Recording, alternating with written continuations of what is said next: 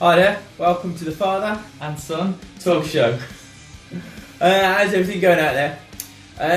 First off, before we get into the review of NXT, Survivor Series and Raw and SmackDown reviews, we're going to do the championship prediction, the winner who won.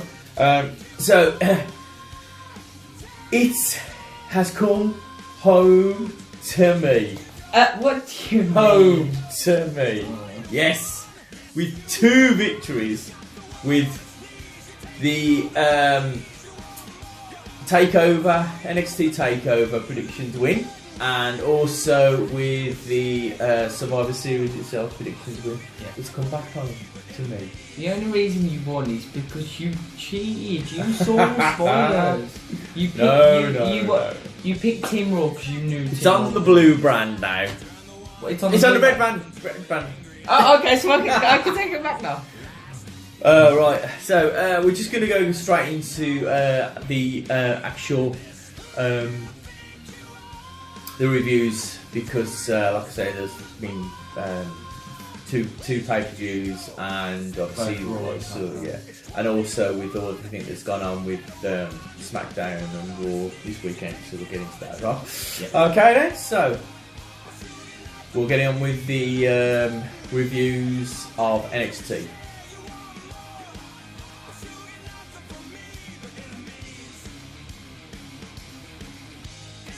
Hi guys, welcome back. Right, we're going to get into the NXT War Games review. On the card, the first match was Cassius Ohno versus Lars Sullivan. Really good match. It looks like Lars Sullivan is going to be classed as like sort of a big mean guy. He's come out and he's like sort of taken it to Cassius Ohno. It was a good, strong fight. They really went for it over the small. I think they only had like about 10-15 minutes. Yeah, because it wasn't a long pay-per-view. No. But I give respect to Cassius for withstanding and for actually really taking the fight to Lars Sullivan. Because that's the only match I've seen Lars Sullivan have to really fight in to win. So how they actually played out that match, I think was very good in itself. Because you didn't want to see Lars Sullivan just come out and floor Cassius Ohno and then that be the match, because that wouldn't be the greatest match in the world. But since something like that did happen, since you did have an actual struggle for Lars Sullivan to win, it made the match a lot more interesting on it. Oh yeah, it was a really good match. Like I say, there was a lot of good high spots in it, and it was a clean match. It was good. The next match was one that we were looking forward to. It was Aleister Black versus the Velveteen Dream. Really good. They've brought this. They've really done well with this to actually make it into a real good feud. Sometimes it's just 2 people put together, but this had storyline behind it, where like sort of Velveteen Dream was trying to get like sort of Aleister back to actually like remember, know him, recognise him for who he is. Yeah. And trust me, I don't think he wants him to remember him now. I think he likes sort of, even though at the very end, Aleister Black did actually say the Velveteen Dream's name. So he said, your name will be in the minute. Huh? He said, your name will be in Velveteen Dream. Something along the lines of that. I can't actually remember what he said, but at the very end. Hold on, one thing we forgot to say actually on the Lars Sullivan and Cassius Ohno matches, who actually won. So Lars Sullivan did win, and we actually both predicted Lars Sullivan to win. So we both got a point there. And moving on swiftly to the Aleister Black vs Velveteen Dream match. Obviously, Velveteen Dream won that match, and both of us got that wrong. Aleister Black won that match, and both of us got it wrong. But Velveteen Dream, because I picked him on the basis that I thought he was going to be Aleister Black's first loss, so that's why, you know. And then you could have had Aleister Black say his name on the next NXT show. Yeah, like I say, it was really good. It's just a shame that like sort of, you know, the Velveteen Dream didn't get the pin, because I think it would have been good. But it's still keeping Aleister Black strong as well now. So that's good. On to the next one. It was a fatal 4-way for the women's vacated title. Yeah, it was the Scottish Nikki Cross from Sanity versus Ember Moon versus Peyton Royce versus the Princess Chloe. Yes, very good match this one was. It was everything we thought it was going to be. It was hard paced. It was all over the place, backward and forwards. You know, the women in the NXT have really sort of made a lot of ways. They're doing well in there. You know, they're creating a good start for the women to then move up into the sort of, you know, the main rosters. The main rosters, as we know. The winner on that was Ember Moon. She got the pin and finally the new NXT champion. Yeah, a longer wait. Yes. You know, wait until she actually did hold the title. The last time I only remember the last time she had a title challenge, that was against Asuka at the NXT TakeOver Brooklyn, and that's when she lost it, and Asuka pretty much announced that she's moving up to the main roster. So it has been quite a while since that, so it was nice to finally see Ember Moon win, but it wasn't nice for me. Yes. As I picked wrong, I went with Nikki Cross, and you picked right and went with Ember Moon. So I think that was your first point on the board, wasn't it? I think so, yeah. Yeah, that's where you got your first point on the board. Yeah. Not great for me at all. I felt that Ember Moon was going to sort of get it. I was tempted to sort of go with Kairi Sane, because obviously she had just come through sort of the Mae Young Classic, and I thought maybe she'd get the win, but no, she didn't. So well done for Ember Moon. I went for Nikki Cross because she's had such a massive push since since coming up from NXT. She's had an amazing push. So I thought, you know, you could have Nikki Cross win it, and then Ember Moon get really, really mad, and you could have a rivalry. And then obviously, if you think about it, Sanity are probably going to be moving up soon to the main roster, and you can't have Sanity on one brand and then you have Nikki Cross on NXT. Wow. It won't make sense. You probably could, and have them really split. We're talking about, you know, it wouldn't be as it is. It's like having a tag team in NXT and then them splitting up. It doesn't really make sense. Yeah. You might also keep them together. They're recognised as a group, as a unit. Exactly. So you know, it was a shame to see Nikki Cross not pick up the win, but you know, it's what happened. Ember Moon, if you think about it, she was the woman who is most likely to get it because she hadn't held it yet. Out of all the 4 winners, I reckon the next one's probably going to be Nikki Cross, and then Crazy, then Peyton. Possibly. But moving on to the next match, and it was the second. It was the second match. It was a champion match, and it was the NXT champion, Drew McIntyre versus Andrade Cien. See, that is how you say it. Yeah. And there was a couple Andrea. I'll leave it at that. Andrea, yeah. I think I should. Alright. You pronounce his name. So a lot of news actually came about from this match after Drew McIntyre unfortunately suffered an injury to his right arm, I think it was, during the match as he was thrown into the ring post. I think it was the DDT after the ring post. He sort of grabbed hold of the ring rope to sort of hold him in place. And as he went down, he didn't release it in time, and obviously it jarred his muscle. So probably hard to extend it. I thought it was actually when he was kind of thrown into the ring post, and you heard the real slap. Yeah. Because then he grabbed his arm, so I thought that was it. But you know, it could have been anything in that match. It was quite a it was quite a physical match, wasn't it? They did well. Yeah, they both did well, and obviously, finally, Andre Cien has won his title under the wrath of his manager. I remember the name, but I forgot it again now. Have a look. Is he on there? Selena Vega. Selena Vega, that's the one. So yeah, obviously under the wrath of Selena Vega, and Andre Cien had just gone up a next level. Yeah, and that's why.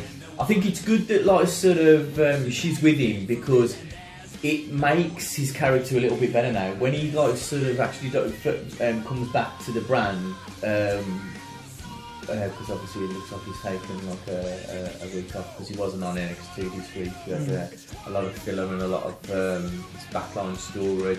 But when he comes back, you'll see him as like sort of a bigger character with her there. She'll be able to say, you know, oh, I told you this was going to happen. You know, so he's got the like sort of backing with her.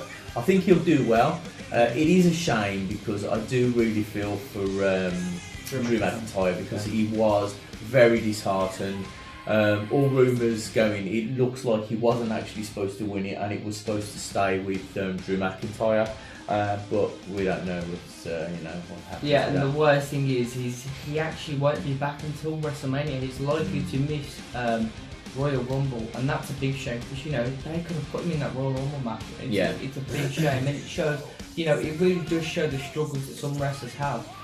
He started off when he came up straight away from nowhere pretty much, and he was one of those men that Vince saw to be the future of WWE, and just kind of flapped and just wasn't. And now he's came back. Yeah. He's the NXT champion, and now he's injured. That could benefit his performances in the ring again, and then he can lose it all again. I hope not, because the gimmick they've given him is a lot better than what he was when he first was with the company.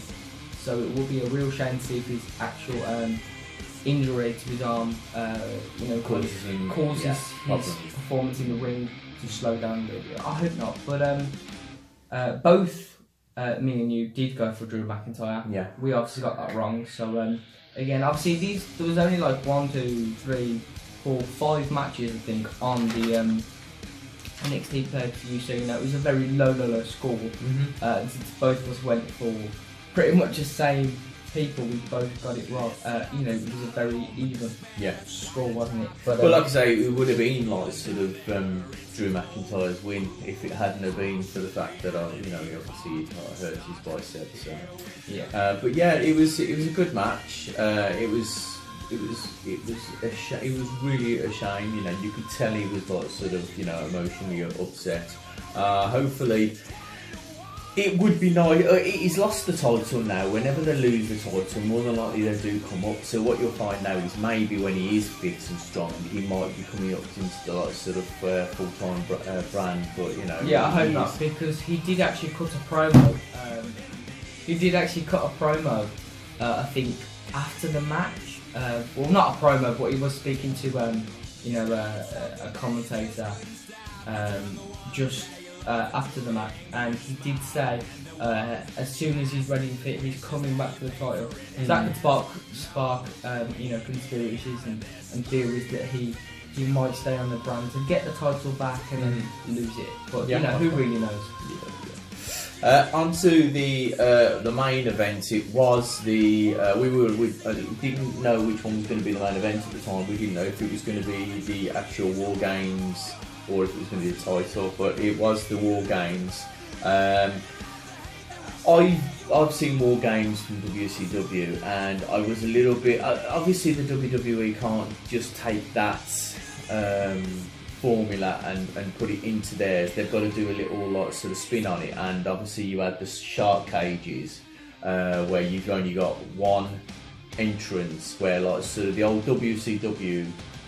War Games used to have 2 separate entrances on one side of the actual ring. So one group would go in that hole, that one group would go in that door. So for that, it was like, they haven't stuck to it. Secondly, they decided to do like two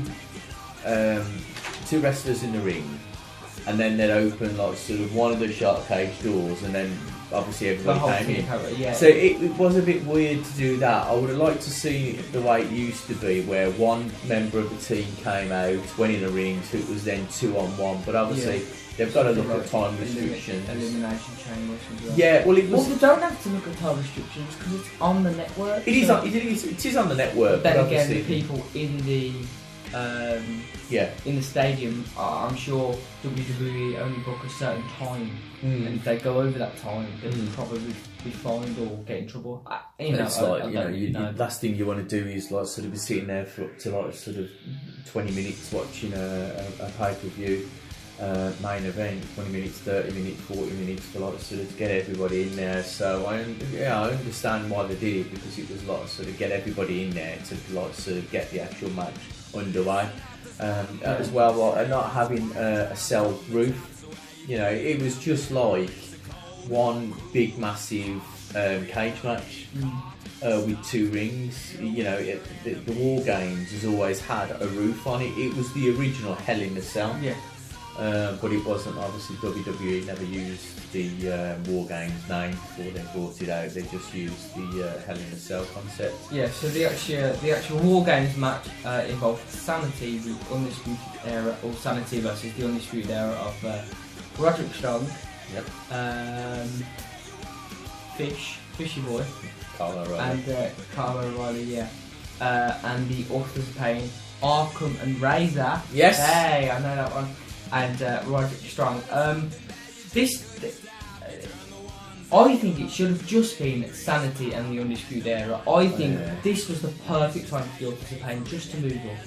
Just to move up to something like SmackDown. You know, come on to Survivor Series, let them make the debut on Survivor Series. Yeah. And attack either one of the tag teams, be it the Bar, be it the Usos. Yeah. Could be one of them. They could have came down from the audience, they could have come from anywhere, and it would have been such an amazing thing. To have the Authors of Pain involved in this match, it just didn't make sense. They only done this because they wanted a team versus a team versus a team. Yeah. They wanted 3 teams involved in this match. Like it's always been, I think. It's always... No, it's been 2 teams. Has it been 2 teams? Yeah. There you go, why not have that? Yeah. Again, another rule of the change. And if you think about it, Sanity and the Undisputed Era are the ones that are having the rivalry at the moment, because the Authors of Pain took a lot of time off after they lost the NXT titles to Sanity. So why not just have Sanity and the Undisputed Era? It would have made a lot more sense. It would have been a lot better. Well, it's like you said, we had a lot of like sort of call-ups after Survivor Series on like Raw and SmackDown. Yeah, so which we will get into. you know, I don't understand why they just didn't like sort of move up the. Like, I don't know if they just wanted to move up the women, or you know, if maybe next week we'll have like sort of some of the tag teams, maybe. Authors of Pain could move up then. Yeah, because I think the SmackDown tag team division is pretty much boring at the moment. They need to get some teams in there. Exactly. Raw one, all right. Obviously, you've got the Bludgeon Brothers. Oh yeah, debuts. yeah, which we also will get into a little bit more. So yeah, the actual winners of this match, as we both predicted and we both got right, was Undisputed Era. The main reason was because Sanity didn't need it. Authors of Pain there were just for them just to wrestle, really. Yeah. For Roderick Strong to have a match, really. Yeah. So you know, I predicted it because I knew it was going to happen. It was pretty obvious because the Undisputed Era didn't need it, but you know, it makes them look a lot stronger, and it hypes Adam Cole. Undisputed Era. Yeah. And it makes them a lot stronger, you know, makes Adam Cole look a lot better. And well, so we said that we're going to win because we've seen it through the weeks of NXT, like sort of the build up of them coming in. You wouldn't have like sort of had them lose because it'd be like, well, why have you just built this team up over the last 2 weeks, 3 weeks, 4 weeks to then like sort of give them the loss, you know, the pay-per-view. So, but obviously now you've got a bit of a dilemma because now you've got a heel. As in Andreas, and then you've got obviously now your person who you're looking at putting the most spotlight on, as in like sort of Kyle O'Reilly and Michael Cole, Adam Cole, baby. So obviously, you're putting that, and they're a heel faction. So it's like, well, who do you stick now as your like sort of? Yeah, it does make. It will be interesting. I do see Adam Cole challenging for the NXT title very soon. They just need to hype him up a little bit, and when that happens, the NXT audience is going to go absolutely crazy. When that happens, it will be nice to see champion. But the actual match I thought was really good. It was as soon as Sanity came in.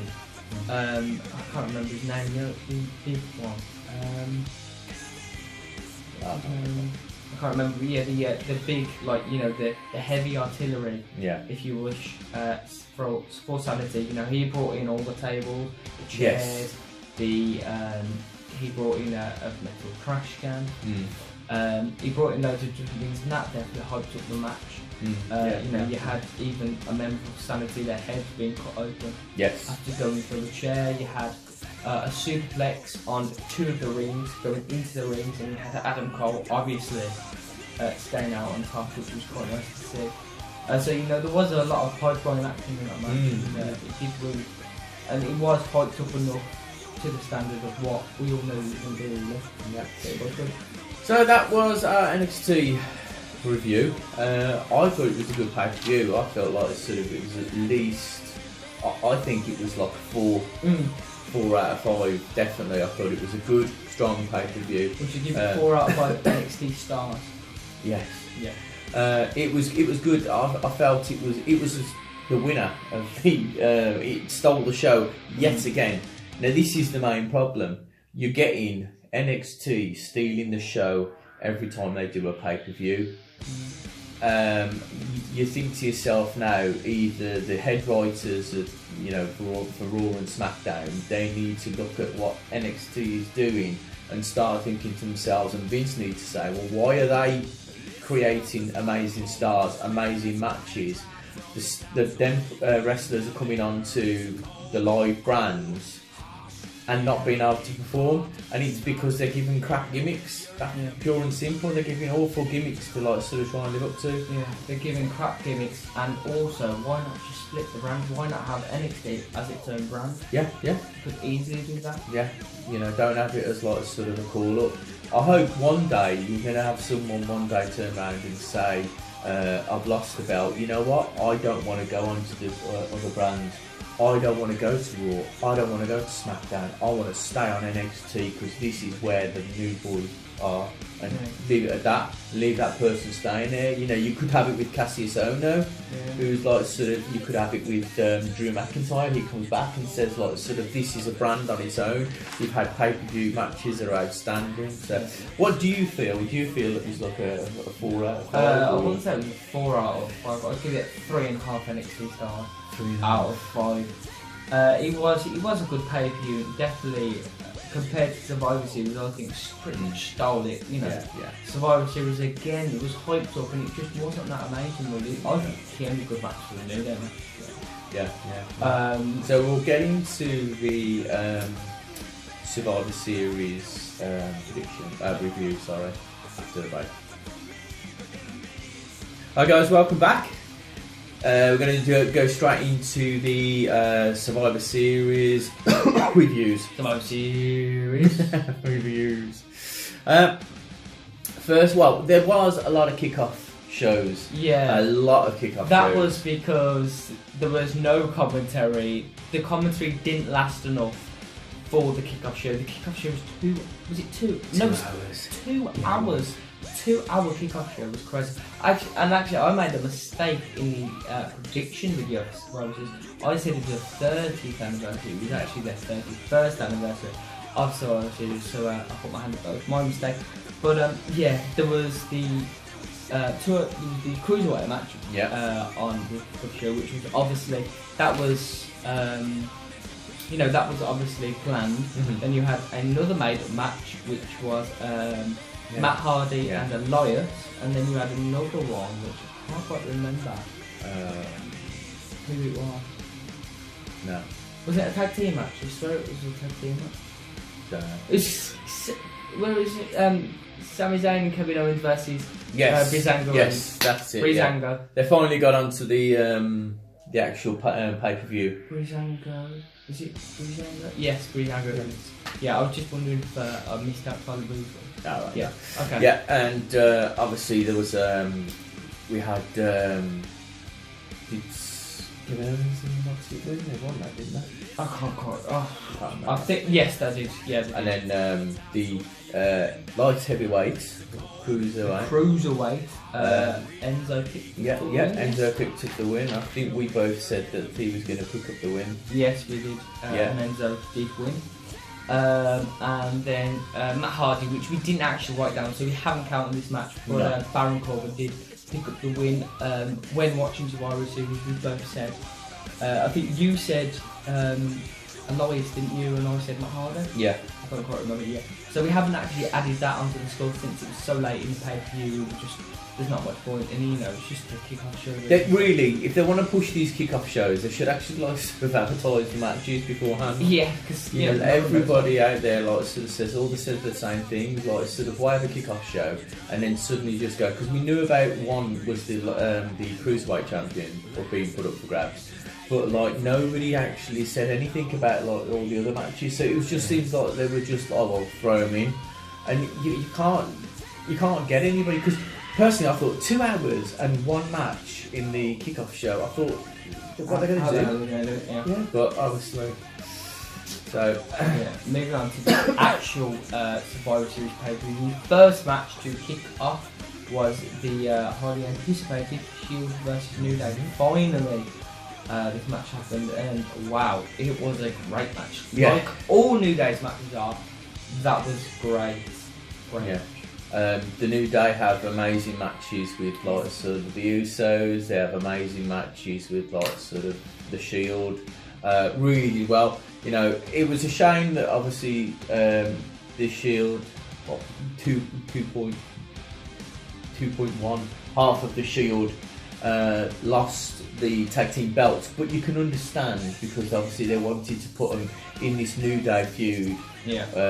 Instead of just having like you know, like a 2-on, it would have been a 2-on-3 or a 2-on-2 with one of them sitting on the floor. At least you had 3 against 3, and it's a good thing. I always say that I think the WWE should create it didn't used to have years ago. It didn't used to have a 3-man tag team belts. Yeah, we've both talked about that. And yeah, and I don't know why they don't bring it back. Have it on one of the brands. You could have like sort of Raw as being your 2-man team, and SmackDown being your 3-man Yeah, team. or you can have it vice versa. Yeah, whichever. And look at NXT. You've got Sanity.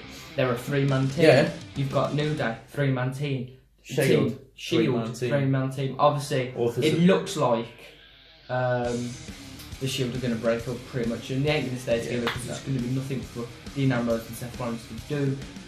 But if there was a 3-man belt, they could easily stay together, and it would be Yeah, exactly, and that would be good to see because everyone at the moment is loving the Shield. No one likes them. Well, people like Seth Rollins and people like Dean Ambrose when they're on their own.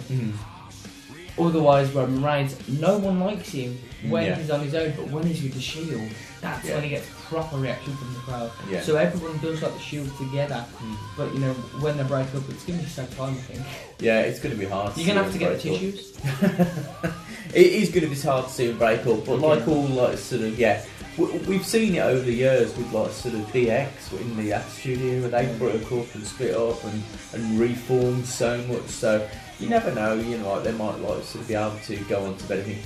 I know that there's loads of speculation going around that they're going to actually have like Roman Reigns take on Brock Lesnar, and for the only person to ever kick out of the F5 is going to be Roman Reigns. But I don't know. I still think that as soon as they split the Shield up, fans are going. Even the fans were booing Roman Reigns when he was doing these spots. So I think they're still going to struggle with him. You know, I don't know if just leave him as that they are. I think that sometimes they push too much. Yeah, and they try and get it to be too cheesy. Yeah, they throw it down your throat. turn him a little bit in the middle, you know, have him be that middle guy, don't have him be a face, don't have him be a heel, just have him be like in the middle. Yeah, and you could have him, you know, walk out to the audience and, you know, chat crap about the audience and then try and, you know, soften up by them. I think that would be a great reaction from the crowd. Be like, you know, you guys empower me. And then before he comes in, you know, turn around to my crowd and shut up. But yeah, actually, the Shield did win the match, and obviously since they were a Raw team, you had to pick them. Luckily enough, you did. Unfortunately, I'm on SmackDown, which is nothing against SmackDown. They're a great brand, still number one, despite Raw getting the overall win. Unfortunately, lost. So I had to pick Nunes. So that was your first point on the board, and many more to come. Many more to come for you, I don't know. Yeah, the next one was Team Raw Women versus the SmackDown Women. Yeah, the SmackDown team, like I said in the last video, the captain was Becky Lynch, Naomi, Carmella, Tamina, and the last minute addition, which Shane McMahon, funny enough, posted on Twitter to announce Natalia was the even though like I remember. Even though it'd been out for like a long time. Yeah, and Raw team was captained by Alicia Fox, Nia Jax, Asuka, and Sasha Banks and Bayley.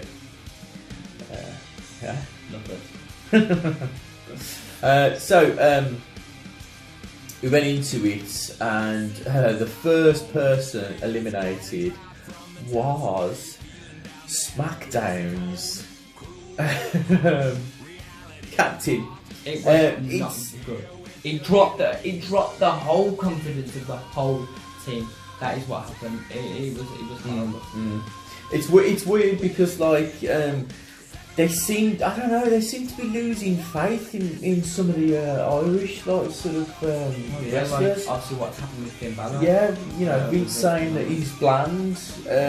Becky Lynch like sort of being eliminated nearly like, you know, in the first bit. Someone else like Oscar, Banks or Bayley, Carmella. Yeah. You know, she didn't really need to be in there. No.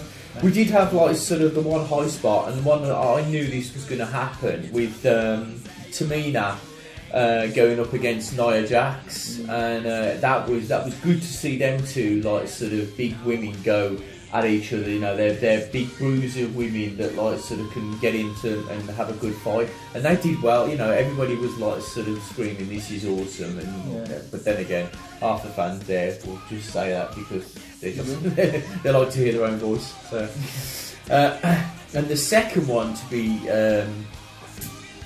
eliminated was from Raw. Yes, Bayley.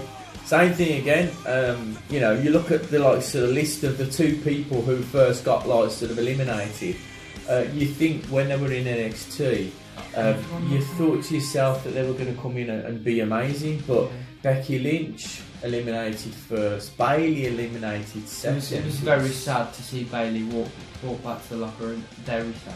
Yeah, well, it was. I was heartbroken to see Bayley walk back to the locker room. It was sad. Yeah. The next person to go was Nia Jax from SmackDown. Yes. I'll be happy with Nia Jax on SmackDown, but no, it was Nia Jax from Raw again. It was very, very sad to see poor Nia Jax walk back to the locker room after getting counted out. How embarrassing is being counted out on Survivor Series. How embarrassing that is. I bet you were scared. And the worst thing about it is that your commissioner, Stephanie McMahon, she gave an empowering speech, and it just looks like Nia Jax didn't even listen to it as she got counted out. That means Tamina is the better. Must mean Tamina's the better powerhouse then. We got a better. Anyway. Byron Saxton must have got a little bit happy as he saw her walk back. You know, he saw the backside of her. After Nia Jax, it was the captain, Alicia Fox. Yeah, Foxy lady. Again, something about Alicia Fox. She just please let her go. She just doesn't know what she's doing, does she? You don't know, she's so rusty in the ring. She's like, she can't be rusty. She's a professional athlete who's been doing this for like sort of so many years. How the hell can she not stick to the script? She's as rusty as a metal screw that has been left out in acid rain, in normal rain, in snow. That's how bad. That was put into a neon, a medieval building. Oh yeah, God! Literally, a 60-year-old granddad can do better than Alicia Fox. She just needs to go. She's making herself. She's kind of wrecking her career. She is. Yeah. Oh, it's funny to see. It's funny to see because of how unorganised she is and how she looks like she really needs to think about what she's doing. Yeah, and she looks really worried. I think she has got, because obviously over the last week we know that we'll talk about it when we do the reviews on SmackDown and Raw. But a lot of the NXT women have moved up now, and you're thinking to yourself, now if you move up, who is going to move out? Because sooner or later someone will move away. Yeah. It's going to happen. So I can't see anybody else but Alicia Fox. And maybe if Nia Jax is still not happy with her... Yeah, it will be a shame to see Nia Jax. It will, because I think she could sort of... she could be a legend. Yeah, of course. And unfortunately, again, the next person to be eliminated was Naomi, and she was eliminated by way of submission, and it was Sasha Banks who locked in the bank statement straight after Alicia Fox was eliminated, and I see Naomi had to tap. But one thing that confused me in this match is there was no set rules. So in a tag team match, you are allowed to run into the ring and break up either a pinfall or You've got 5 minutes. You've got 5 seconds. And nothing happened. Nothing happened, and it really, really annoyed me because you had, you could have easily broke up. I know it wouldn't have made sense to have 5 women on the ring because if you think about it. It would be very difficult to get a submission or a pin because you've got 5 women to try and defend it. But then you could have had all the women wrestlers come and try and fight off the SmackDown. So say for Raw pin SmackDown, you could have had all the SmackDown trying to break up, and then you could have all the Raw trying to defend it, and then it could have worked from there. But it was such a shame to see nothing like that happen. Yeah. And it was a shame to also see Naomi feeling the glow, not feeling the glow actually, but she walks back to the locker room. Yeah, like I say, it was like sort of a shame. It's one of those questions. It always like baffles me. Things like when you see someone in the back and there's a camera and a person there with a microphone ready to talk to them. It's like, well, how is that? If you're walking back from like sort of somewhere, you don't usually see somebody. Like, put a bit of reality into it. We've said this before, WWE, you've got to look at like sort of putting a bit of more reality into it. Get somebody in there to break up that pin, or attempt to at least. Yeah. You could have had somebody trying to get in the ring, and then before they got to the like sort of ring to break up, they tapped out because the pain was too much. Don't just have all your competitors standing on the side like going, come on. Yeah. And it's like, well, no, because she's not going to get out. Oh. Yeah, and then you could have Alicia Fox try and break up a pinfall, but she trips over. Yeah. And then she misses it. That's it. Yeah. It's like you got, sometimes you see some of the backstage vignettes, and you've got like sort of the wrestlers. They're standing there looking at the camera, the monitor that's there, and they're looking at a TV screen that's like that. And it's like, how the hell can you look at a TV screen like that? Yeah. It's... They do not think about it. And one thing that makes me laugh a lot is when Kurt Angle cut promos of him doing something important, he's texting on his phone, and he's actually, it looks like he's murmuring what he's texting. And it's so funny to see. I absolutely love it when he does that. But yeah.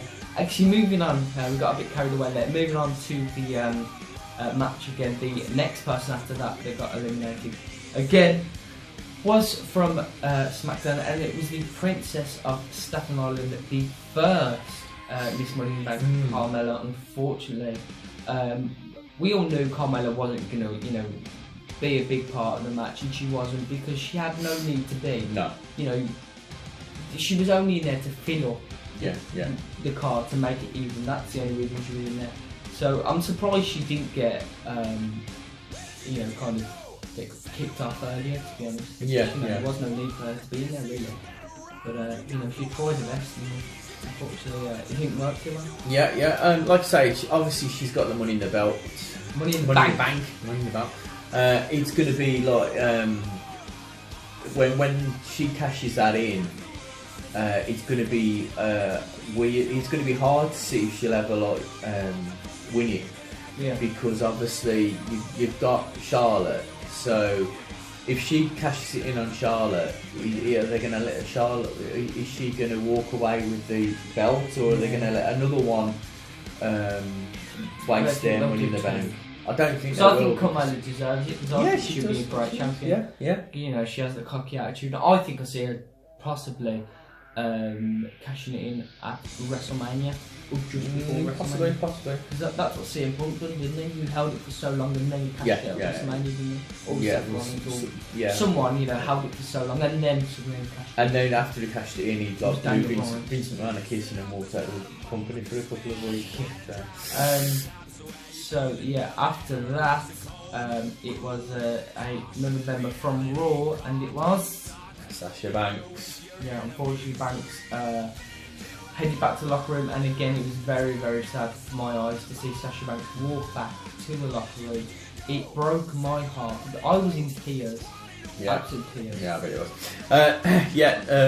Natalia put Sasha Banks in the sharpshooter and got her to tap out on big old tap out. Big tap out.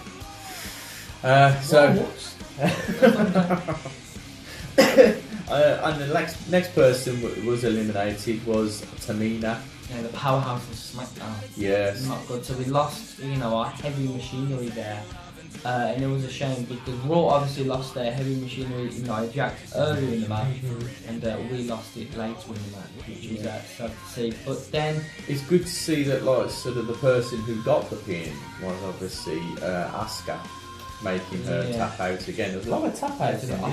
That's what I was thinking when I was watching the match. That's what I was thinking. There was a lot of submission specialists. You know, you had Sasha Banks with the Banks statement, you had Natalia, you had Asuka with the Asuka mark. You know, you had loads of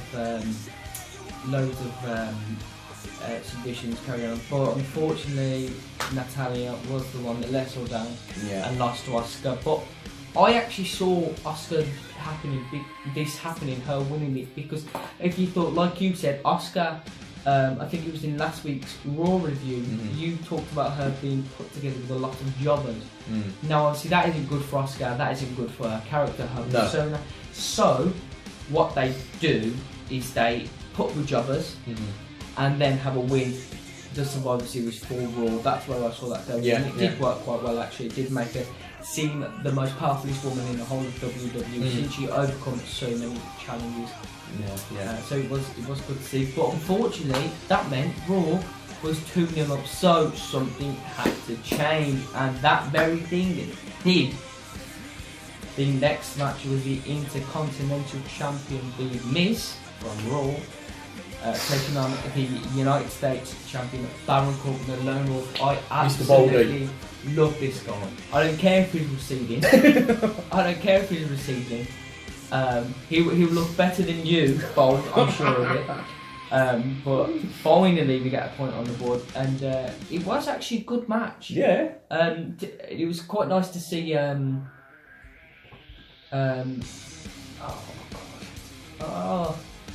her name? Maurice. Yes, it was good to see Maurice at ringside, and Baron Corbin actually did make some communication with her, which was good to see as well. You know, that really shows Baron Corbin he's not just a ring. You know, he's not just a wrestler. He can also perform on the side, and it hypes up the rivalry, because Baron Corbin was talking about Miz's wife, and then Miz responded. So it was very back and forth, this rivalry, mainly over social media, and it definitely hyped it up to be a very good match, and that's what it was. Yeah, very good match. Baron Corbin obviously took out the Miz's counterpart in the Miz charge of Baron Corbin of Curtis Axel and Bo Dallas. Very good match. They're pushing Baron Corbin now because obviously they're thinking of that's going quiet now, so they'll like sort of now move on to pushing him a little bit, and obviously with the belt on his under his belt, he can like sort of now push it a little bit more. And the next one was the Bar and the Usos. Obviously the Bar from Raw and the Usos. They won it on SmackDown.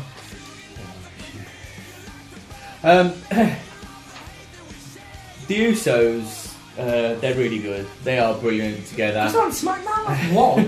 The Bar, Sheamus and Cesaro. They've had outstanding matches, and this like sort of didn't fail to impress. It was a really good match, strong, very strong, like sort of very physical, wasn't it? Yeah. As the two teams are, both competitors, very very physical. Yeah, as Cesaro knows he's like sort of, we've said it before, get rid of that mouth guard, please. It sounds like he's got a serious list. Yeah, it's really bad. And actually watching the Bar and Cesaro match, did you see when one of the Usos flipped Cesaro into the top rope and he smacked his leg off the top rope? Oh, that looks nasty. Because that, he could have pulled a hamstring or hyperextended something. Cheese string. Yeah, exactly. Hamstring. Full string. G-string. We're gonna get copy strike. We're gonna get strikes again. Yeah. It was a great match. I do have to be honest. Like in every USO match, it is such a good match.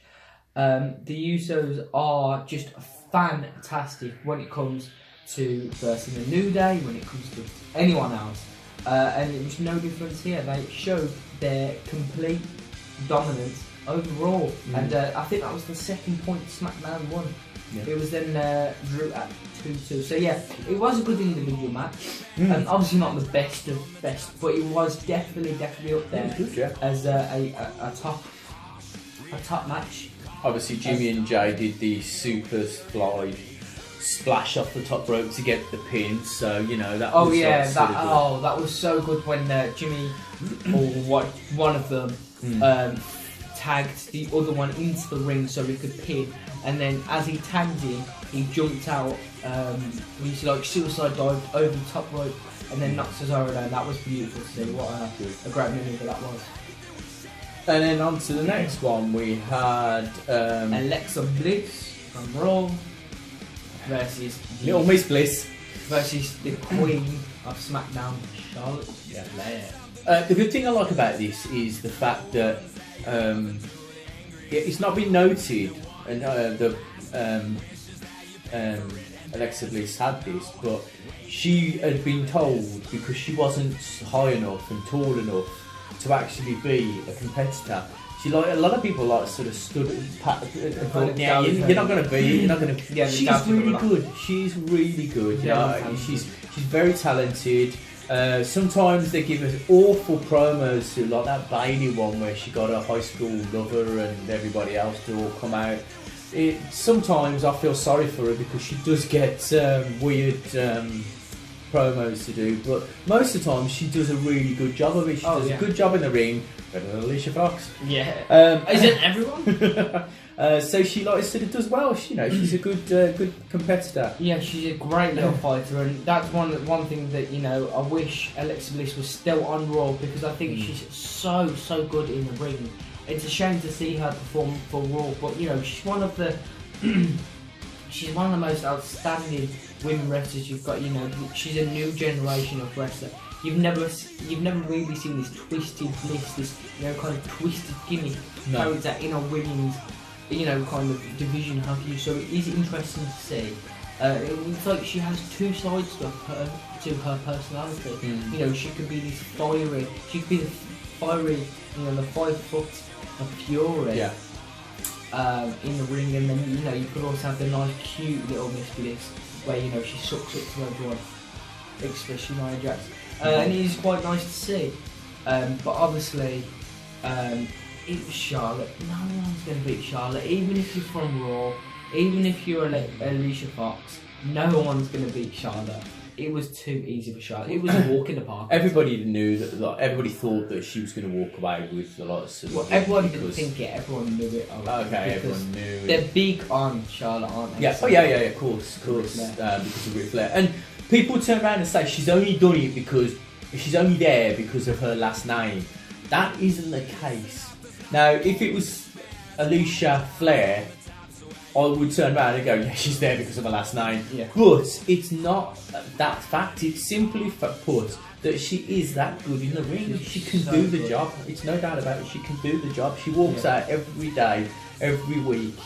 You know, the only time she's been off is because of what happened to her dad, and you know, she needs to be with him. Yeah, she's very, very committed to what she does, and she loves. She's just like her dad. Just like her dad. She loves the WWE audience. She loves getting a reaction from the WWE audience, and you know, to have her once again a SmackDown champion, it's amazing to see. I think, you know, she could overcome Ric Flair's Possibly, because like I said, she has had loads of titles in. Yeah, I think she hasn't she had both. Isn't she a two-time Raw champion and a two-time Women's SmackDown? Yeah, I'm trying to think if she ever had the NXT title. No, not the NXT title. The Divas title. I don't think so. She did. No, because the Women's Revolution happened before. Before she was in WWE. But yeah, I think she can. With like sort of having two belts, obviously on Raw and SmackDown, there's a great possibility of like being able to get those numbers up for her. You know, she wins two times on SmackDown, then she goes back onto Raw. She wins a couple of times on there, goes back on SmackDown. Before you know what it is, she starts sort of, you know, walking away with all the titles. So and she's still quite young. Definitely, she's very, very young. She's got a long career ahead of her. Touch wood, no problems. And then on to the anticipated champion versus champion. Brilliant, brilliantly put, brilliant. Can't say much more. Brilliant. They didn't have. I was dreading to see AJ Styles come down to the ring, and then Brock Lesnar just get him and just throw him all over the place. I know he is a SmackDown guy, but I just did not want that to happen, because at the end of the day, I think AJ Styles and he hasn't got much time left. Yeah, he's even said that he did hint at retiring very soon. 2 years or so. Yeah, and it's such a shame to see, because he's such a great in-ring performer. He's so good, and when he goes, and hopefully, you know, he won't out that this is forever. It's going to be so sad for, you know, for probably you to see, because you followed AJ Styles for a long time, you know, when he was in Japan, and you know, started off at WCW before they got bought over, and the worst thing was he got released from WCW. If somebody at like sort of Titan Towers and WWE, if they had been able to turn around and say, look, there is something in there, we could have had AJ Styles that was in like sort of TNA for all those years. We lost out but it's such a shame. But he's here at WWE, and he's not going to be here for much longer. His wife has already hinted that she does get mad when he's on the road. But you know, you would get mad in those situations. You know, look, he's performing every Tuesday on SmackDown. He's constantly on the road. He's never with his kids. He's always on pause. So, you know, and think how long he's been wrestling for. So, you know, his wife's going to miss him. It's such a shame to see, because he is such a great in-ring performer. But obviously, people's careers always come to an end. But you can look back at AJ Styles and think he's done a lot, even if it's not individually in WWE. We've still got 2 years. Yeah, still got 2 years. A lot. It doesn't say that, like, sort of he can completely and utterly leave. He might do more of a WrestleMania like sort of time. He might do a couple of matches. He might take. Let's just say in 2 years' time he takes a year off, comes back, goes for a title, wins the title, does a little run, loses a title, then starts coming back. You know, he could easily he's going to be the next Hall of Famer. Oh yeah, easily. Along with John Cena. definitely. Yeah, and obviously Brock Lesnar winning the match brought it back up to a 3-3 draw. Yeah, so the next match was really a big decider, but obviously since I am the blue brand SmackDown, I had to pick AJ Styles, and you obviously picked Brock Lesnar again. Spoiler alert. He obviously saw it. No, it was no spoiler there. Yeah, like I say, he had loads of offence. Brock Lesnar. It was very close. Oh yeah. I thought AJ Styles was going to win it at points. Yeah, I did. I thought to myself, my God, is it going to be AJ? You were trembling in your boots, weren't you? But it was good because they had Brock Lesnar walk back. A little bit like, oh, my leg, he was hurting on his leg, and like sort of, you could see his face, he looked like he was absolutely shattered. Yeah. And they never actually showed this, and it is such a shame they didn't show it. But he was supposed to have walked into the Titantron as he went back. So the entrance, he actually supposed to have walked into the into that, and that would have been quite funny to see. So funny to see. Yeah, I don't think they would. I think they would have. The WWE wouldn't have liked it because obviously it made him look a bit stupid as well. Yeah. But, it was so funny. I mean, it's just real life, isn't it? So. Yeah. But moving on to the last and final match of the whole pay-per-view. Mm-hmm. This was kind of weird to see at the end because you had the women's match earlier in the pay-per-view, and then you had this as a main event, which I found quite sexist. Really. Yeah, but who really cares? It's a pay-per-view, But it was such a good match. There was many bust ups between two teams, mostly on Raw. Mm-hmm. SmackDown obviously working together. But yeah, obviously on the SmackDown team you had Shane and Mac, our team captain, who wasn't really involved in the match for the first 15 minutes, and then slowly he kind of got into the match. I think that's because they thought to themselves, the end of this is going to be Shane standing over the ring and Triple H standing there, brother against brother-in-law sort of thing. So yeah, and then you obviously had the legendary John Cena back on the SmackDown team. One thing about John Cena before carrying on is what he was wearing. His top was a beautiful colour. I do have to be honest, that was a lovely colour he was wearing. But it just didn't go because he was wearing this bright, it was like this colour. He was wearing this bright green colour, and he was on the SmackDown team, so he could have wore something blue. But obviously then you had the Viper Randy Orton, the glorious Bobby Roode, and the King of Strong Style Shinsuke Nakamura. And then on Raw's team you had Kurt Angle. You had Braun Strowman. Then you had Triple H, Finn Balor, and obviously Samoa Joe. One thing that was a lot of people have been saying this, and it is true. You've got one person from the Attitude Era, being Triple H. You've got one person from the Ruthless Aggression era, John Cena, and then you've got two really. You've got Kurt Angle as well. He was like the Attitude Era as well, and then you've got Randy Orton and Shane McMahon as well. It seems that they keep on wanting to go back to these big names to keep the brand looking good, to keep it looking you must look at this. Now this happened during John Cena. When John Cena first came onto the stage, it was John Cena. Everything was John Cena. He was the man. In anybody else's eyes, no one else could do anything. The problem was they spent so much time, so much money in John Cena that sooner or later you had a major problem because you had nobody else that could fill it. When John Cena started going, my knees are killing me, my back's killing me, my elbows are killing me, I can't do this, I need to break, they had no one to fill. This is exactly what's happening now. They've got no one that they can use to put in there because the likes of Ty Dillinger, where is he? Not on the pay-per-view. And the worst thing is he's so down with the crowd. I love Ty Dillinger. I think he's such a great performer.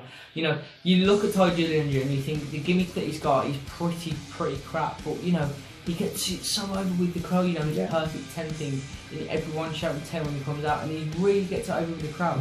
Why not have him? Why not push him? Because you haven't seen him on television since when he was challenging AJ Styles for the US belt. That was the last time I think you saw him. Again, he's not there.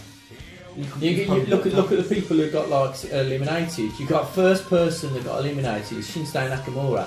He like sort of come up through like sort of NXT. He was the guiding light in NXT. He was like sort of everybody thought he was brilliant, and he's the first person that gets kicked out. Why not have John Cena? Why not have Finn Balor? Why not have Strowman?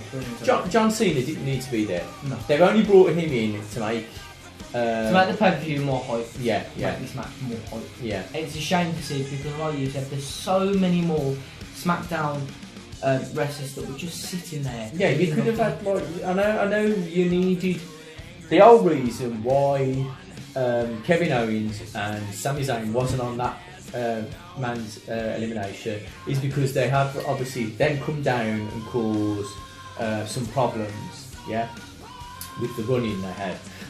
But obviously you've got to be able to do that. But you could have still had them like sort of jump down from the apron ring and walk off, leaving one person in the ring. I know WWE have done that, but they've also done like the runnings over the years with like sort of wrestlers who are not happy with the position. But and then your second elimination was Bobby Roode. Bobby Roode, that's 2 down for SmackDown, and again another up and coming, a glorious up and comer. To SmackDown again, another NXT star that has came up and has been the second elimination. We all knew the Raw was going to win the pay-per-view, or Kurt Angle was going to get sacked. I didn't see that happening, and there you go. It showed. So we obviously knew the SmackDown brand was going to definitely decrease, but you could have had John Cena and Randy Orton be the first 2 to be eliminated because they're pretty much Hall of famous soon. They're both aging, obviously, you know, they're both aging, so they ain't going to be able to do wrestling for much longer. John Cena's already hinted at retirement. Randy Orton's probably got another 2-3 years maybe, and he'll probably be hinting at retirement. So why not have John Cena and Randy Orton kind of get eliminated first, and then you can have Shinsuke Nakamura and Bobby Roode work together against, you know, a big guy like Braun Strowman, like what John Cena and Randy Orton done. They worked together to try and eliminate Braun Strowman. Instead of having that, have your NXT stars do that. You know, Triple H was in that match, so he could have turned around and said, "Wait, why not have the 2 older men get kicked out first, and then have the NXT stars show their worth?" And then, you know, that could make the higher ups think that was a really good match. They performed well. There you go. Like I say, it's obviously Triple H knows what they're worth and their stock within the wrestling community. He knows that the likes of Bobby Roode, Shinsuke Nakamura, and all these like sort of Finn Balor, Samoa Joe, all these guys who like sort of are decent wrestlers. He knows that they're good. He's just trying to get through to Vince McMahon and leave. I think Vince should turn around and say, "Look, I'm going to walk away for 6 months. For those 6 months, you are running the show. See what you can do. Completely leave it alone." That's what I would do if I was in the position that we're in there. You know, Shane, I'm Vince. You're Triple H. I'll turn around and say, "You run it. You run it for like sort of 6 months. Let's see what we can do." That means I own WWE now. You know, and see what he can do with it, and see if he can elevate these guys. See if he can make Finn Balor. Before you know what it is, within 6 months, Finn Balor could be your top star. Yeah. People could be screaming for him. Or if Vince is still in charge, you could have Finn Balor in 6 months walk out, especially after news has evaluated and has came out that Vince McMahon has slammed Finn Balor as bland. So that would really annoy me if I was Finn Balor. I would probably walk out. You know, your boss calling you bland after he's probably got the best gimmick in the whole WWE. Like you say, he's come from New Japan. He did well over in New Japan. No, he didn't do well. He did amazing in New Japan. If he's over in like if he could easily go back to the indie circuit and still come like sort of and still have a really good like sort of time over there. So you know, and then the third elimination was Samoa Joe. Again, another NXT star. What? I know it was very hard to pick from Raw because in Raw you had a very young lineup. You know, you had Samoa Joe at NXT star, Finn Balor at NXT star. You also had Braun Strowman, who everyone knew wasn't going to get eliminated till the end. And then you had Kurt Angle and Triple H. You knew Kurt Angle wasn't going to get eliminated because he's the team captain for Raw. You knew he was going to. No, the funniest thing is Braun Strowman wasn't an NXT star. Yeah, he came straight in. He came up with the White family, didn't he? No, I think he was straight. He didn't come up with the White family. He was brought in after. Oh yeah, he's the only one. Yeah, because he was a black sheep, wasn't he? That's right. Yeah, he was the only one that's not actually been in NXT as a main star, and they just brought him straight up and straight into the what's it. So they could have had Braun Strowman. You could have had something like all the SmackDown stars invade Raw, invade the Raw team, and then take up Braun Strowman like that. And then we had the fourth man eliminated was John Cena. Another SmackDown guy. Another SmackDown guy. He wasn't going well for you. No. It's good that, like, sort of, you know, I know we just said that all these people from NXT, but obviously you had John Cena go, and then obviously Finn Balor went. So it was good to see that, you know, it wasn't all new guys that, like, at Going least straight away. Yeah. So.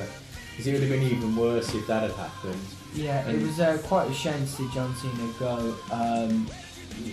I'm surprised he went that late on. I thought he would have went a lot earlier. But you know, it was a shame to see John Cena go, because you know he could have carried that team if they let him. But you know, I didn't really see it happening because you know he's a free agent, so he wasn't part of SmackDown. So I didn't really see it happening. But yeah, the way John Cena actually got pinned was quite funny, wasn't it? Yeah. He tried to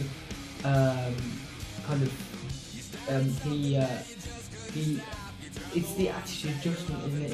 He tried to give an attitude adjustment to Kurt Angle, failed that for some reason, and then Angle hit him with an Olympic slam, and then Shane McMahon, out of all people, breaks up the cover, and then Finn Balor comes in with a coup de grace. Yeah. I think it's called. And then Angle with a big slam to John Cena, and then finally pinned him.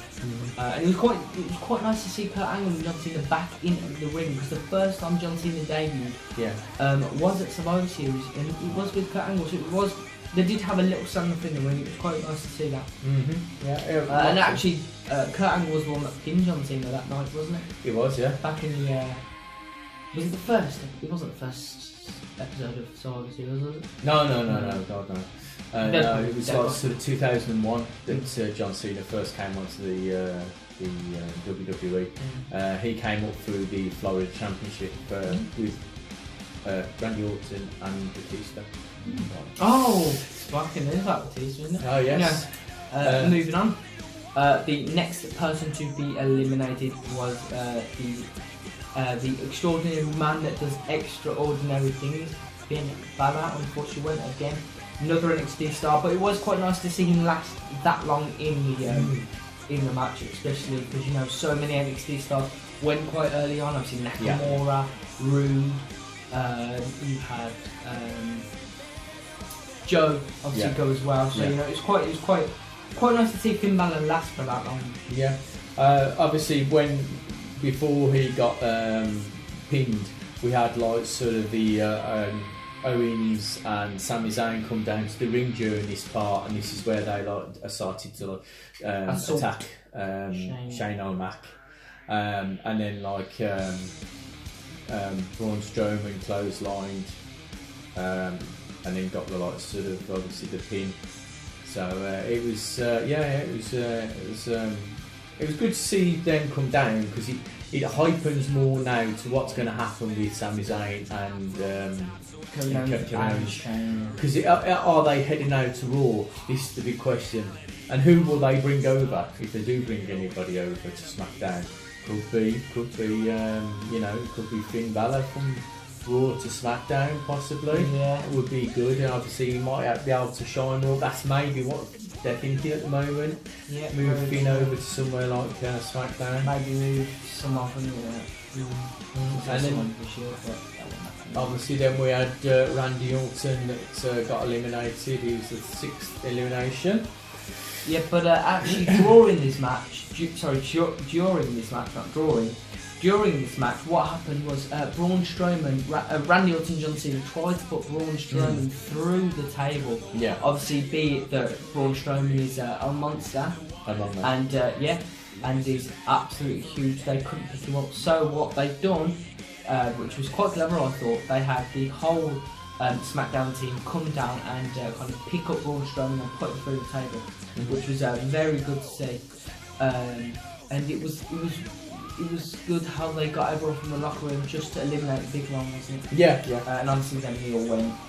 And obviously it was a no disqualification match, so that was legal because it's a fatal 5-way, so the refs can't say anything because it's under triple threat rule. Yeah, it was good. And obviously, like sort of Randy Orton got eliminated next. And then the 7th man was Kurt Angle.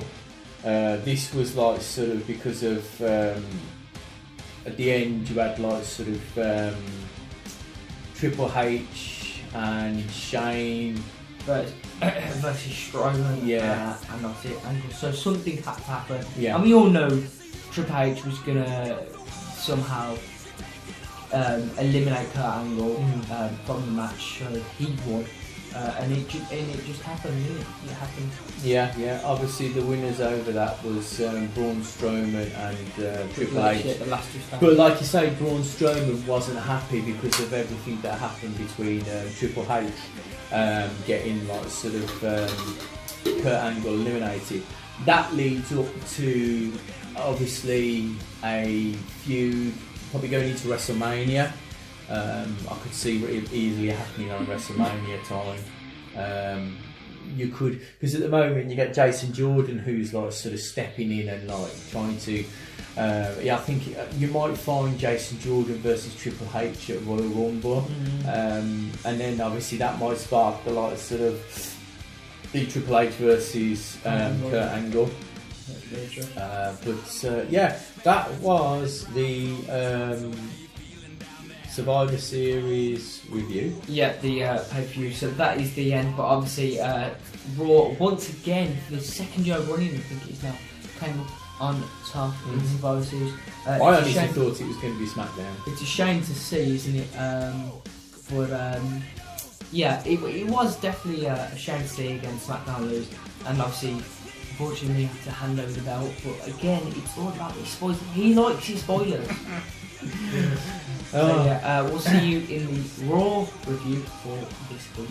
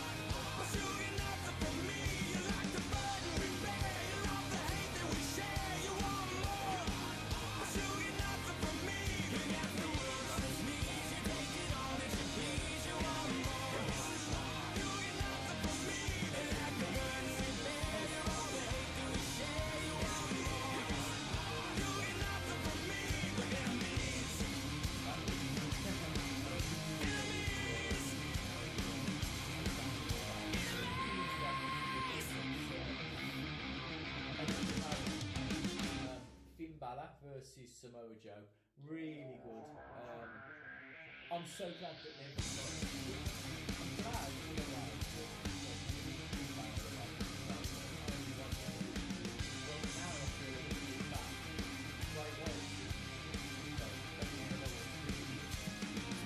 Listen up, there's not a moment to spare.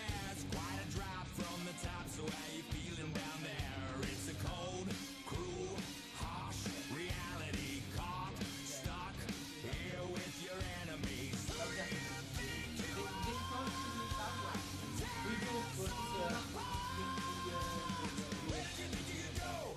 'Cause everyone already knows it's 20 to 1. Yeah, so you better run. You got the world on its knees. You're taking all that you please. You want more, but you get nothing from me. You like the burden we bear. You love the hate that we share. You want more, but you get nothing from me.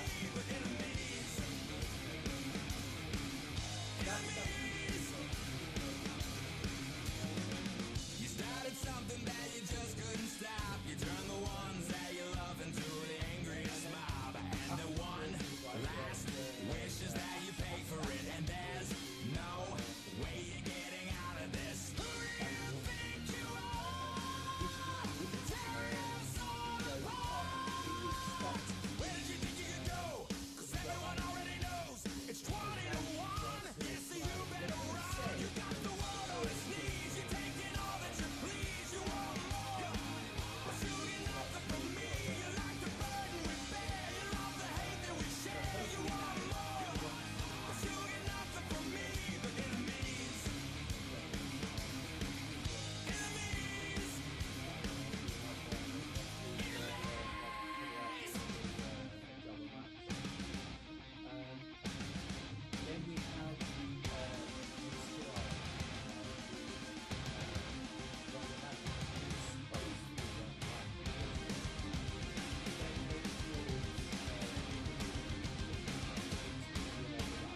Where did you think you could go? 'Cause everyone already knows it's 20 to 1. Yeah, so you better run. You got the world on its knees. You're taking all that you please. You want more, but you get nothing from me. You like the burden we bear. You love the hate that we share. You want more, but you get nothing from me. You got the world on its knees. You're taking all that you please. You want more, you get nothing from me. But like the burden we bear, you love the hate that we share. You want more, you get nothing from me. But enemies,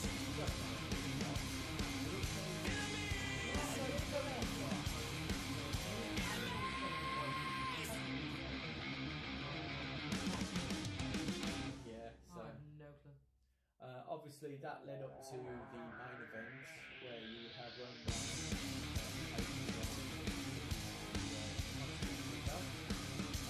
then you had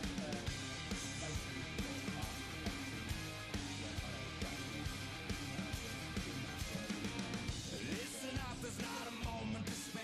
It's quite a drop from the top, so how you feeling down there? It's a cold, cruel, harsh reality. Caught, stuck here with your enemies. Who do you think you are? Tearing us all apart. Where did you think you could go? 'Cause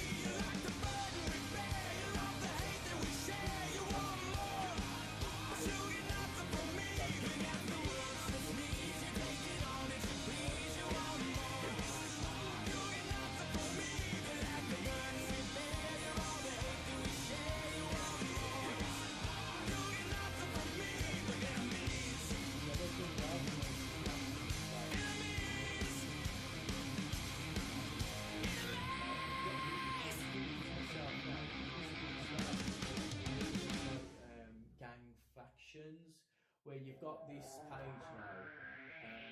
So you like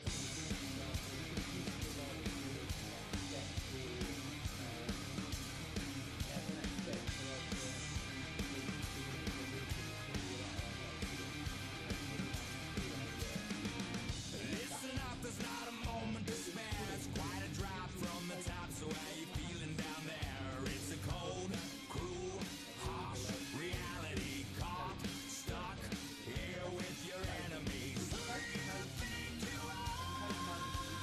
Tearing us all apart. Where did you think you could go?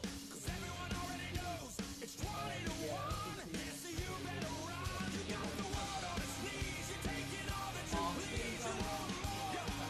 But you get nothing from me. You like the burden we bear. You love the hate that we share. You want more. But you get nothing from me but enemies. Enemies.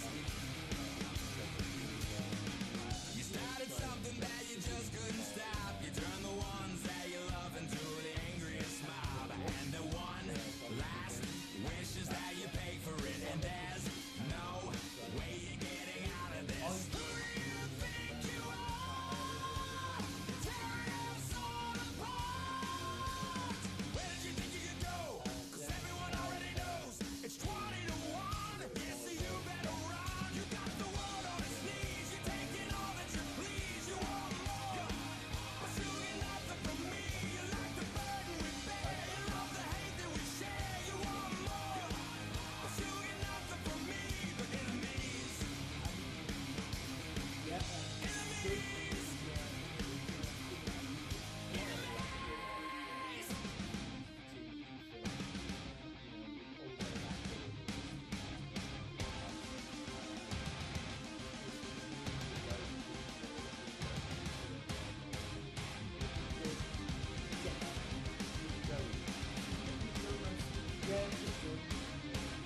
Where did you think you could go?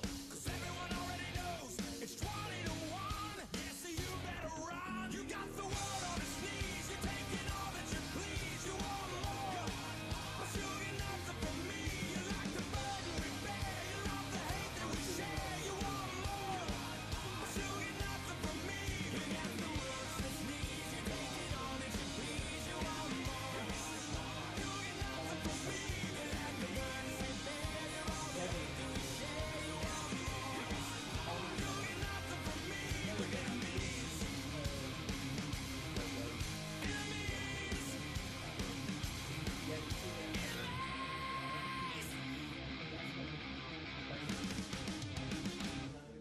Well, Gimmick's not good enough. saying that, he's never been a long-term person in the NXT because every time he was in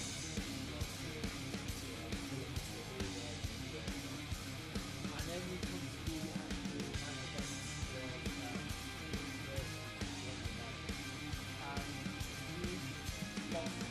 Listen up, there's not a moment to spare. It's quite a drop from the top, so how you feeling down there? It's a cold, cruel, harsh reality. Caught, stuck here with your enemies. Who do you think you are?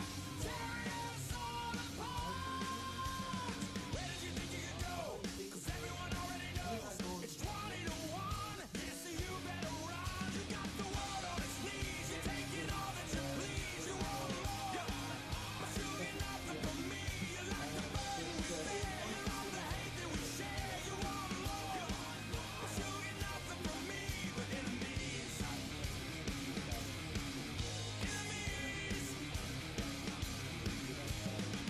You started something that you just couldn't stop. You turned the ones that you love into the angriest mob. And the one last wish is that you pay for it. And there's no way you're getting out of this. Who do you think you are?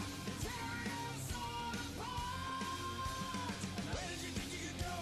'Cause everyone already knows it's 20 to 1. Yeah, so you better run. You got the world on its knees. You're taking all that you please. You want more. But you get nothing from me. You like the burden we bear. You love the hate. Hello and welcome to the SmackDown review. So this week's SmackDown, a lot of things happened in it. You had debuts, loads of debuts actually. You had title defences. You had Shane McMahon publicly coming out to SmackDown, opening the show, and saying sorry for the loss of SmackDown at Survivor Series. Eating humble pie. Yeah. I don't know what that means. Apologising, being like sort of. Shut up. It's my review. Shut up. So yeah, obviously Shane McMahon did open the show saying he is sorry, and he still considers SmackDown as the show in WWE. He doesn't consider them the show still, even though they lost. He still considers them, or his show, the show.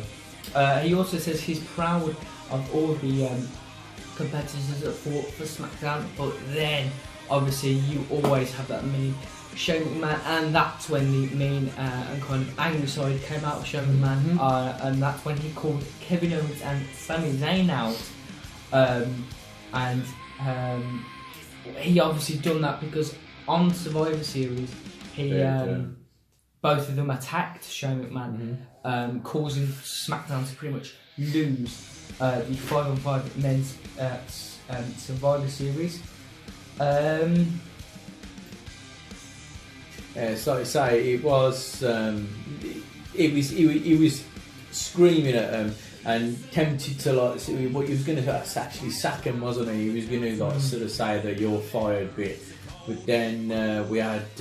We had the general manager Daniel Bryan come out, so obviously his music hit, and obviously he gets that much of a reaction from the audience. He'll start shouting yes. So they need to bring him back as a full-time competitor definitely. easily. And then obviously he was there, like sort of trying to say, like, you know, calm in the waters. Trying to calm it down. And he said that everyone backstage does actually hate Sami Zayn and Kevin Owens. I was going to say Sami Owens, Sami Zayn and Kevin Owens. And to be honest, I see why. They are very annoying, but you know it's the gimmick that it's a storyline. They are two blokes who are really lovely. We've seen behind the scenes on social media and like sort of everything else, and on the actual drive, the highway ones that they do on the network. Ride-alongs. They're really nice guys. They both get on really well. Lovely. They're both, you know. I remember Sammy's. I think it was Kevin Owens had turned up.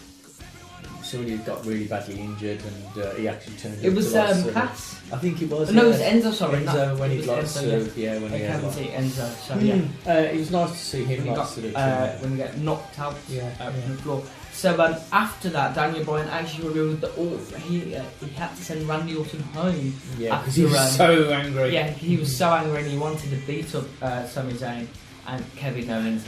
And therefore, after that, Daniel Bryan decided to put both Sami Zayn, Kevin Owens, and the New Day in a lumberjack match.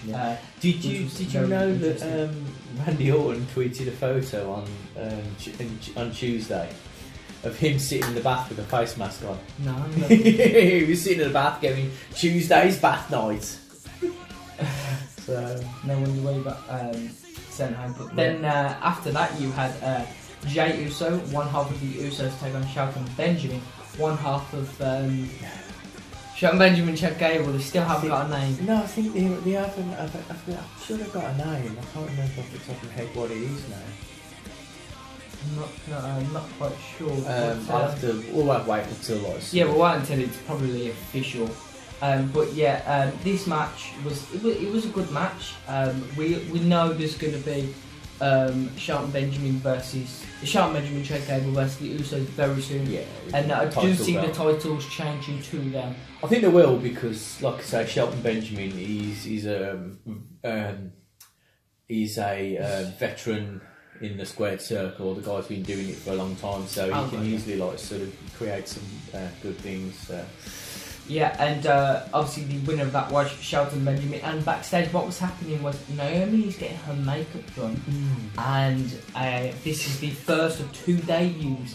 NXT's Ruby Riott, Liv Morgan, and Sarah Logan attack her while she's getting her makeup done. It was a very vicious attack. Yeah, she's very vicious. She is. She reminds me when I first saw her. she reminded me of a kind of a Tamina kind of character, or a Nia Jax kind of character. Yeah, she's got MMA background, doesn't she? Yeah, she does look like it as well. And Liv Morgan, she's very nice as well. So yeah, it was nice to see again NXT stars coming up. So mainly, you might see more NXT stars come up very soon. It'll be good to see because expand the roster. Yeah. Expand the roster of SmackDown a lot more, which would be good to see. And then the Irish lash kicker, Becky Lynch, tries and comes to the rescue. But it doesn't work as it's a 3-on-1 and it just doesn't work. And then Becky Lynch is also lying on the film pan. She got proper beat down, didn't she? She got thrown into like this kind of like backstage prop. Yeah. Like this trolley thing. She got proper beat down. That was interesting to see. And then you had the Hype Bros, Zack Ryder and the Hype Bros of Zack Ryder and Mojo Rawley versus the second debut of SmackDown. So you did have a lot of debuts. Even though Bludgeon Brothers have been on a lot of in-house shows, they've already like sort of had a lot of to ease it over with the fans mostly, because when they were the Wyatt family and Bray, they weren't that good. But yeah, the Bludgeon Brothers, obviously of Luke Harper and Eric Rowan, formerly part of the Wyatt family, they kind of split off from Bray Wyatt and went to NXT for a bit, I think, and they formed the Bludgeon Brothers, and they were a destroyable force. They were very, very, very good. Good music, good entrance. Yeah, I like. People were saying about the sort of hammers that so he's going to be just another gimmick, but they look good. They look good together as very scary. Yeah, I think they'll be better now as they were. As the word, I think they were lost in the shuffle. As soon as Bray Wyatt sort of left them and they'd sort of on their own, they just got lost a little bit. Yeah, so it was a squash match, obviously, just to show off the Bludgeon Brothers really, and to show, to basically ease them into SmackDown. Yeah, and we know that sooner or later Zack and Mojo are going to sort of split. Yes, and there's been some more news. It's been on YouTube, it's been on WWE fan pages and things like that, that behind the scenes, the Hype Bros of Mojo Rawley and obviously Zack Ryder have been arguing once again, so that sparks even more controversy of, are they going to stay together as a tag team, or are they going to split up? Who knows? I think they won't split up again for a couple more weeks, but it's soon to come, definitely. And it will be interesting to see. And after that match, AJ Styles, the phenomenal AJ Styles, the RWW champion, addressed the audience, and he says he wishes he could be out there celebrating a victory over Brock Lesnar, but unfortunately that's not what happened at Survivor Series. He did say he raised a lot of praise. He received a lot of praise from a lot of people, and he didn't get trophies for second place. But this AJ Styles recently hinted at retirement. He said he's going to have 2-3 years. As we said, sort of as we said earlier in the show, and it is going to be very sad to see AJ Styles go. But then he turns his focus back on SmackDown, and then you have the former WWE champion Jinder Mahal come down. He appears on the Titantron instead, and he doesn't come out. And Mahal says he's invoking his rematch clause at Clash of Champions pay-per-view. So that is a SmackDown exclusive pay-per-view. You can only see that on the WWE network. Start your 30-day free trial. Okay, Michael Cole. So yeah, $9.99. Yeah, so you can see that. I don't know the official date of it. It's somewhere in the middle of it. I think it's 19th of December. I keep hearing Jerry King Lawler keep talking about it. So yeah, SmackDown, the Clash of Champions was a WCW pay-per-view as well. Yeah, and obviously it's a SmackDown official pay-per-view, so it only features SmackDown wrestlers on it. Obviously, when that happens, we will both be picking our winners and our losers for the predictions. And that's when I get the predictions about that. So that is after that the Singh brothers attack AJ Styles, but then Styles fights back and takes them out. Then Styles music hits, and Mahal reminding him once again that was square off at Clash of Champions. Now again you have a championship up for grabs. The women's championship. So you've got 2 debuts. You've got a rematch clause being invoked. You've got a title defence. SmackDown is just stealing the show. This was Charlotte Flair versus Natalya, and it was a great match. I think these two have got such good history. Well, the history goes back because of obviously the Hearts and the Flairs. It's always been there, Yeah, and that's what makes these matches amazing. That's what makes SmackDown amazing, really, doesn't it? It is really, really, really great to see. And already, even before the match starts, everyone knows how good the match is going to be, only because of their history. But like you were saying, Charlotte Flair isn't loved by the fans just because of her last name. No. Just like Natalya, just because of her family, she's not loved by that. She's loved by turning up every time and staying committed. Yeah, she's been there for freaking years. Yeah, when Natalya, she's never really got that huge chance, and she stayed with WWE for so long. So it is great to see. But unfortunately, there was no winner, I don't think, in this match, was there? Because once again, you have Ruby Riott, Liv Morgan, and Sarah Logan come out of the crowd and attack Natalya, and that obviously would cause a disqualification. They turn their attention to Charlotte, they circle her in the ring, and then attack. So obviously there was no official match winner there, but since Charlotte had the champion's advantage, she does retain the belt. There'll probably be another. I'm guessing there'll be a rematch on probably. Next week. Well, you might find it will probably be Clash of Champions now. Probably. Or they might turn around and bring Ruby Riott and Liv Morgan and Sarah Logan in and create a three-way. Might have Charlotte. Might have Charlotte. You said they weren't allowed to do that. They got banned by doing 3 ways. Charlotte, Natalya, and maybe Becky Lynch. Yeah, those 3 possibly. Yeah, and then you have the main event, which was the lumberjack match. Yeah. The New Day versus Kevin Owens and Sami Zayn. So Owens and Big E start the match, and then Kofi Kingston also tags up with him. So there's Xavier Woods on the outside with Kofi and Big E actually fighting the two. And Xavier Woods he really got a lumberjack shirt on with the old checkered lumberjack shirt. Yeah. He was so funny, the guy like it makes me laugh, really does. He's so funny. Yeah, it was good as well because lumberjack matches usually you have half the lumberjacks will be heels, and half of them will be baby faces.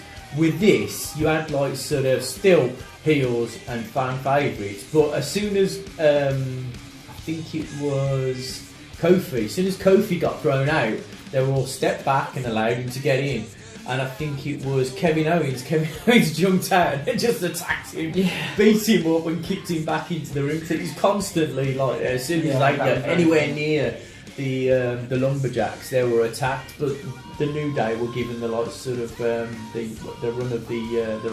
the show, really. Yeah. Evaluating on your point, Kofi Kingston threw Sami Zayn over the top rope, and the lumberjack surrounded, but then Baron Corbin hits Bobby Roode, and then everyone starts fighting each other. It goes absolutely crazy. It was exactly like the 205 Live a couple of weeks ago, when everything just erupted into chaos. It was quite funny to see how everyone just starts brawling. And I did like that a lot. But then obviously you had to have a winner, and that winner was unfortunately Kevin Owens and Sami Zayn. Zayn he ends up rolling up Kofi Kingston for the pinfall victory, but it doesn't end there, does it? It does not end there. The problem continues after the match.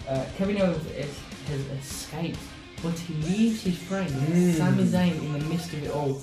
So that's quite weird how they're supposed to be buddies, and Kevin Owens has just kind of walked out with his best friend. Would you walk out on your best friend if they were getting beaten up by 15 wrestlers? Yeah. Nah. I'd fight with the end. No, But when I saw that actually happen, I was a little bit worried because I thought, please don't split them up yet, because Sami Zayn's had nothing going on for himself until now, yeah. Until now. At least now the spotlight's on him a little bit. Yeah, Kevin Owens is there with him, but it was good.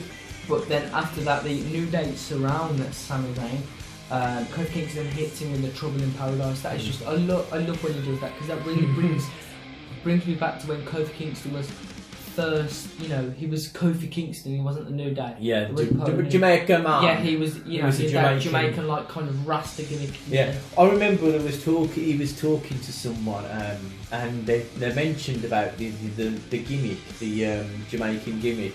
And when he first went in and spoke to Vince McMahon, he was going, "I know, we're gonna make you a Jamaican," and he was like, "But I don't sound Jamaican, I sound American." And he had to actually like sort of come out with this like sort of Jamaican accent. He found it really hard, but yeah, that's Vince McMahon. And then obviously after that, Big E and Xavier Woods gave him the midnight hour. Poor Sami Zayn was getting the hell out of him. But after this, it moved over to the Titantron, the big screen at the back where everything gets showed on, and it's backstage. Kevin Owens runs into Daniel Bryan and begs Daniel not to fire Kevin Owens and Sami Zayn. But Daniel Bryan, gives him the benefit of the doubt, doesn't he? Once again, Daniel Bryan's just too nice. I think that's going to come back to bite him in the bum. Definitely. When Shane turns up this week again. Oh yeah. He's going to be like, why did you fire them? Yeah. So Daniel Bryan says that he wants them there next week because Owens will be going on one-on-one against. Was that a dad? Yeah. I thought it was terrible. It's like that. There I you think go. I did it better. Yeah, he's going one-on-one against the Viper, Randy Orton, and Kevin Owens thanks Daniel Bryan for not firing him. And then obviously that is the end of the best 2 hours. Or is it 3 hours? No, 2 hours. No, the best 2 hours live of your week. So unfortunately that's where SmackDown ended, and unfortunately this is where we're going to end for today. Yeah. So we'll see you next week. Yeah, when we have a Raw and SmackDown review. Yeah. And we'll talk about the Vince. Yeah. The 15 minutes, because we haven't done that Haven't for a done that in while. a couple of videos. Yeah, so that'd be so- interesting to see what the next point is, and when that video comes around, you guys can comment on that about that. Everything that we do here, comment on it. Yeah. We also at the bottom in the comments and like sort of the review, the bits and pieces saying about the videos and everything. We do put our Facebook page. Please join us on the Facebook page, the Father and Son's Facebook page. We put any news that happens, we put that up. We do polls, wrestling polls, talking about what we think is going to happen. And Yeah, we like also that. dance on the. Well, you do. Yeah, right, okay. So we will see you next week. Yeah. Sweet.